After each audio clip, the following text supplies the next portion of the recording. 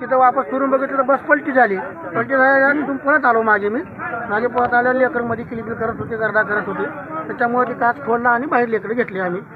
लागलं 30-35 लेकरं होते, त्या दोघांच्या वर लागले, पक्का चांगला लागलेला. मग त्यांचे वडील हे ते आले गावाकडून धावत पळत, समजे मित्रमंडळी जमल्यावर मग त्याला बाहेर काढून. ही घटना जी घडली ती माझ्या शेतामध्ये, स्वतः शेतामध्ये. काय नाव दादा तुमचं? माझं गणपत बाजीराव मुंडे, माजी सरपंच. बर, मग कशी झाली ही घटना, तुम्हाला कसं कळलं? हा दुर्दैवी घटना घडली, पण गावचं काहीतरी नशीब. ही रोजचा ड्रायव्हर नव्हता आणि शिक्षकांनी देखील या शाळेचं नियोजन ठेवून इथे प्रत्येक दिवशी त्या गाडीमध्ये एक शिक्षक पाहिजे. त्या विद्यार्थ्यासोबत धिंगाणा होणे, काही गर्दी करू नये, व्यवस्थित बसले का, हे नियोजन नाही.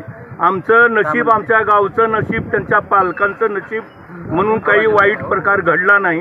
नाहीतर आज 5-10 हे मुर्दे पडले असते. इतकी दुर्दैवी घटना. 4-5 विद्यार्थी जखमी झालेले आहेत. पूर्णच विद्यार्थी जखमी आहेत. कुणाच्या पाठीला घसरले, कुणाला मुक्का मार लागला, इकडून इकडे कुचवलेले आहेत सर.